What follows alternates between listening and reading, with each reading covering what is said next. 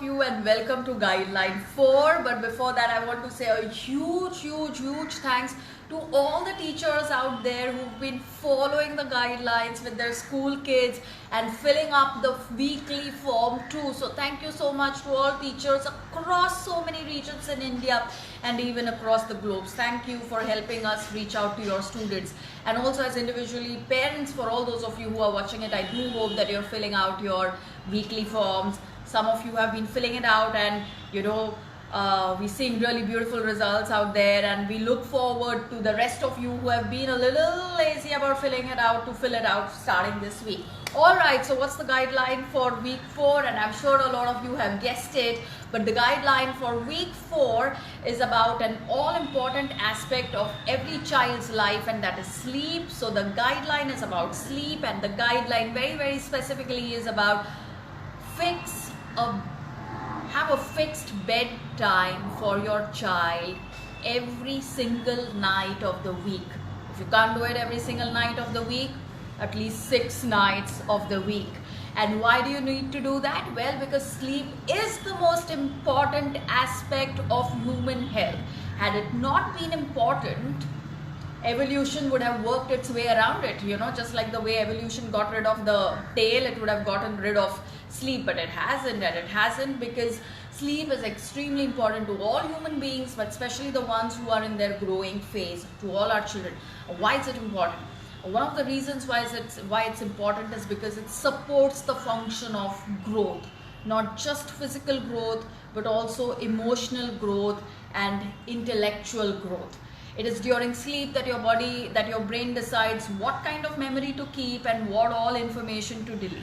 It is during sleep that the right hormones learn to peak so that you may grow, not just in size, but also in height, and all your organs reach their optimum functioning and size. It's also during sleep that most children are able to tackle issues like depression and anxiety. And it's also during sleep that our body supports the function of our immune response. So if you feel that your child has been falling sick frequently or has been getting cranky or irritable, this is especially for you, that you have to fix that bedtime. Now, coming down to how do you go about fixing this bedtime? Now, to fix this bedtime, a good bedtime to fix every night is somewhere between 8 to 9:30 in the night. That's the range where they should be sleeping, not any later. Well, the only asterisk here is if you do have a teenager, they can sleep up to 10:30, but nothing later than 10:30 in the night. So 8 to 9:30 for all kids who are up to the age of 12, 13, and 10:30 for the 14, 15-year-olds. The other thing that you need to do with sleep is make sure that they're not really on any kind of a gadget and stuff. I think those are the things that you already know about. So don't have gadgets in the bedroom, and then also help them unwind while they're just about to sleep. So don't really study anything or watch any TV or be on WhatsApp or Instagram just before you go to bed.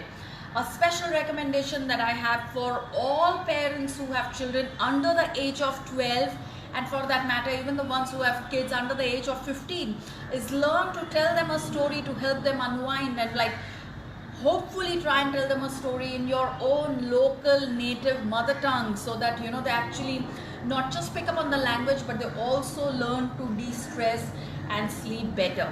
So there are more than 100,000 reasons why sleeping on time is important, but I just can't overemphasize on that enough. Know that fixing a bedtime will also ensure that they're waking up at a fixed time every morning, which will then logistically help you with getting ready for school and their dabba, nashta, school bus, and everything else that follows. If you're a teenager, also if you are one of those 8 or 10-year-olds who has learned to sleep until really late on weekends, do know that there is no such thing as a sleep bank. You can't make up for one night's sleep by oversleeping on the other day. As a parent, what you should know is that if your child does sleep much longer on a day that your child doesn't have school, like typically if they're supposed to wake up at 6:30 and they do wake up at 6:30, but over a weekend if they're sleeping all the way till 11:30 or 12 o'clock instead of just waking up at 7:30, 1.5 hour aage piche of their regular bedtime, then it means that you are raising a sleep deprived child. And a sleep deprived child is never going to be optimally healthy. A sleep deprived child is always going to be at a risk of developing non-communicable diseases like blood pressure, fatty liver, heart disease, mental health issue, all of that, not just as an adolescent and teenager, but also well into their mature adulthood. So help them get their proper good sleep right now, and do know this for a fact that this whole sleepover business isn't a good idea at all, you know. So say no to sleepovers, because every time you say yes to sleepovers, you're saying yes to non-communicable diseases, yes to obesity, yes to allergies, infections, frequent illnesses. So 8 to 9:30 p.m. is the time that you should be looking at, and one fixed time every single night, no matter what. So that's my main guideline for you. I hope you enjoyed it. It's going to be a tough one to follow, but it's going to be worth all the challenges that you face. So now if you have any questions, I'm ready to answer them. The most common question is, what about afternoon sleep for kids? What about afternoon sleep? Well, that's an interesting question. Yes, please do encourage your children to sleep in the afternoons, but know that between half an hour to 1 hour is the time that they can sleep and unwind or nap. If they're sleeping any longer than that, then it is going to interfere with their night sleep, okay? But of course, this is not true for the really small ones, the 0 to 3 age group. They can sleep a little longer in the afternoons.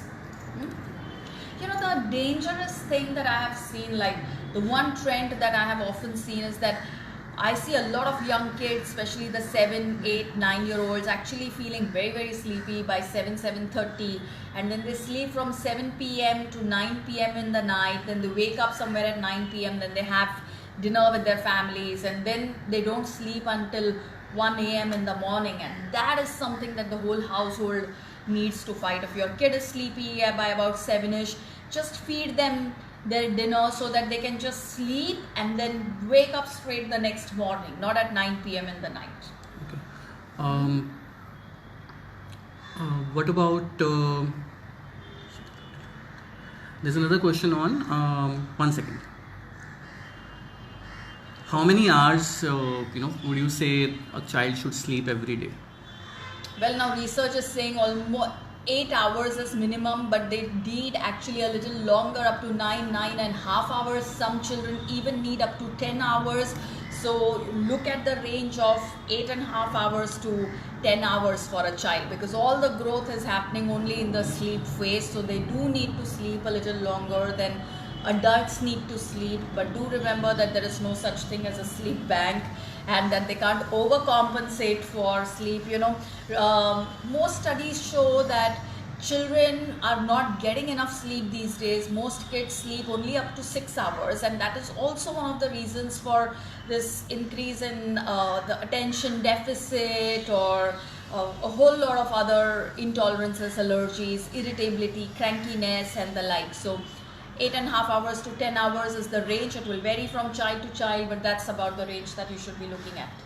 Will you be covering what to eat in dinner in later one of the guidelines? Yes, of course, that's one of the guidelines that we will be talking about. What are the things that you should be feeding your child so that they are actually able to get sound, undisturbed sleep throughout the night. How much gap should there be between their dinner and sleep? Well, between their dinner and sleep, at least a 2 to 3 hour gap between their dinner and sleep. Okay. Alright, thank you so much for watching, and I look forward to seeing you next Tuesday 4 p.m. Till then, bye bye.